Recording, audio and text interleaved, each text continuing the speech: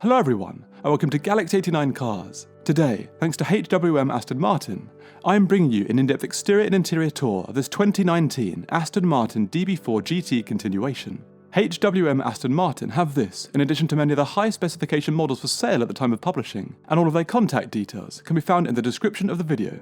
In 1959, the year Aston Martin claimed an all-out victory at the Le Mans 24 Hours with the DBR1, they launched a GT version of their already iconic DB4. 75 DB4 GTs were built, with 8 lightweight specification cars, bringing the highest levels of performance and exclusivity. Based on the DB4, they were lighter, shorter and more powerful, utilising a tuned version of the 3.7-litre straight 6 to create an even more potent and formidable vehicle that claimed a debut race victory at Silverstone thanks to Stirling Moss. Strictly limited to just 25 individually spec'd models, the continuation cars have been born as an homage to the original 8 lightweight cars and will themselves come in lightweight, track-only specification. However, what makes this specific car even more rare is that it is one of just 2 road-legal variants in the UK. Aston Martin will build these 25 cars at their specialist works facility, utilising modern technology, but also remaining true to original craftsmanship and coach building, which helps to ensure enhanced safety and reliability. They will even carry on from the last DB4 GT VIN numbers. Built from thin-gauge aluminium based over a tubular body,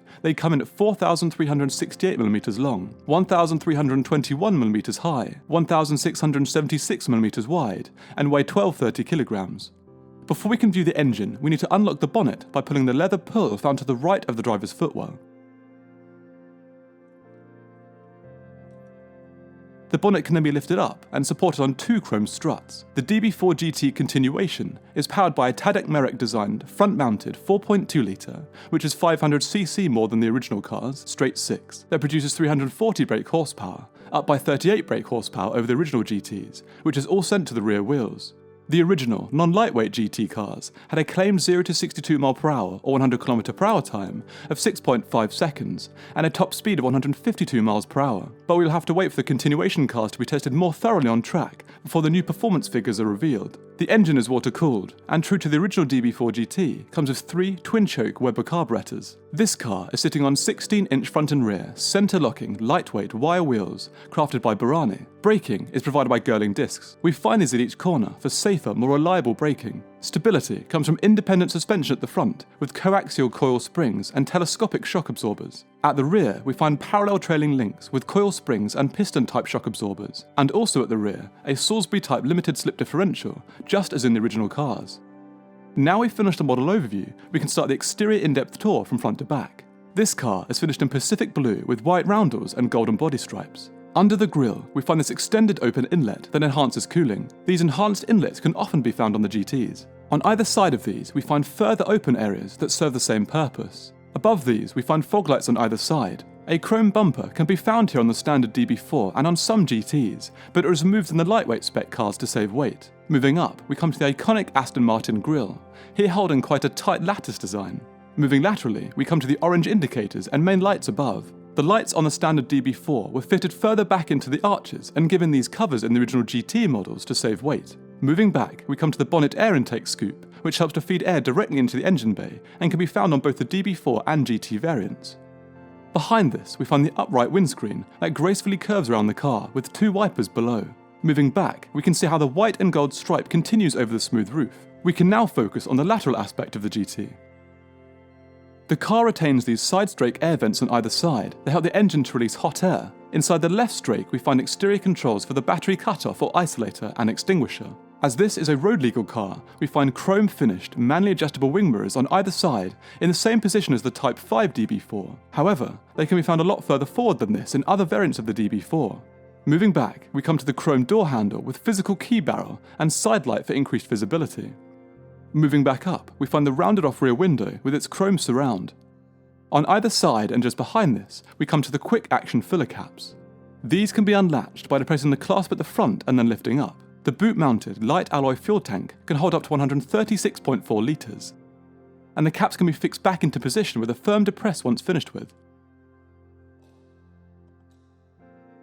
Now we can move to the very rear of the GT.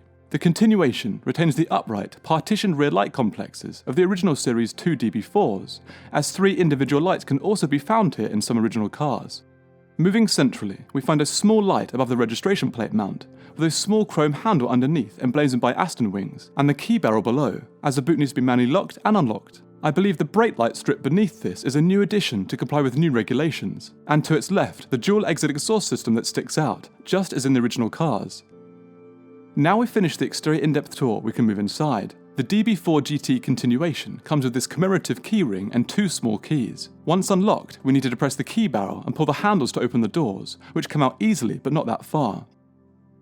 The interior here is finished in spectral blue with gold contrast stitching with quilted leather on the seats and transmission cover. In true lightweight spec, the rear seats have been removed and a roll cage has been installed. We can now start the interior in-depth tour with the doors. Just as in the original cars, they start with a pronounced strut at the top, upholstered in leather.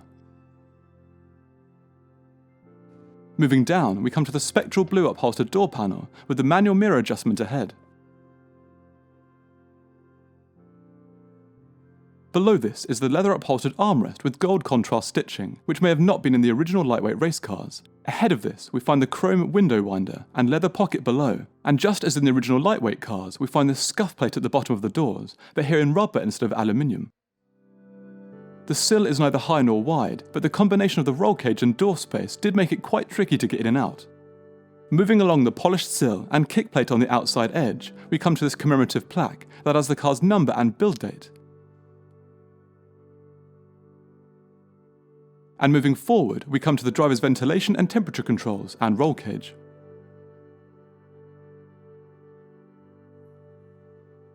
Moving to the left, we come to the 3-spoke, mid-brown, wood-rimmed Motolita steering wheel with its central DB line emblem, all of which can be found in the original cars. This wheel has the anodized black spokes, but these can also come in a polished finish.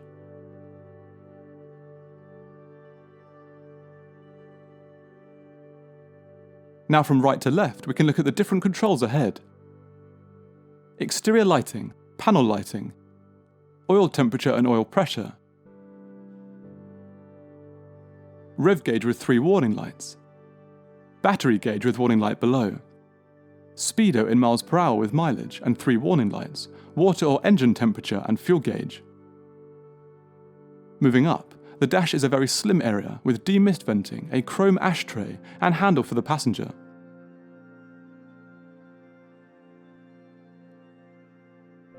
Moving down, we come to the main control array 4 from left to right. Cigar or cigarette lighter, Smith's analog clock, ignition barrel, rear and front fog lights and hazard lights, air temperature, direction and intensity, and then 3 final buttons, off, fire and on, which are the internal controls for the external buttons we saw earlier, the battery isolator and extinguisher.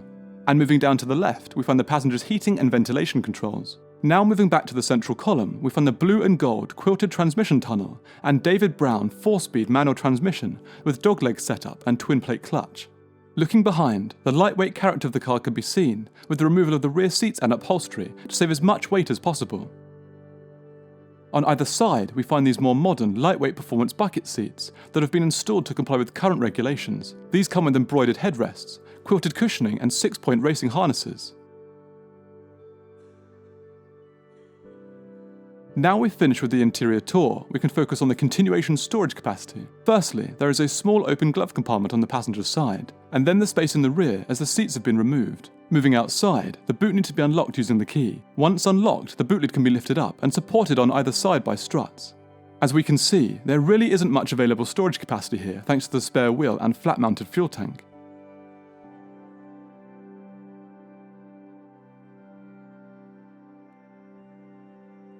To close the boot lid, it must first be raised to allow the pins here to be disengaged on both sides. It can then be lowered back down. This car also comes with the 2-piece, custom finish fitted luggage.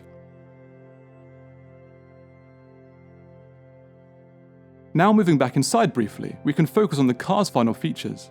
Looking up, we get a very good view of how well protected we are thanks to the roll cage. But looking ahead, this car doesn't come with sun visors or vanity mirrors. However, there is a small, manually adjustable rear view mirror. So that concludes my in-depth exterior and interior tour of this 2019 Aston Martin DB4 GT continuation that's for sale with HMW Aston Martin at the time of publishing. All of their contact details can be found in the description below. Please subscribe for the latest content, and until next time, thanks for watching.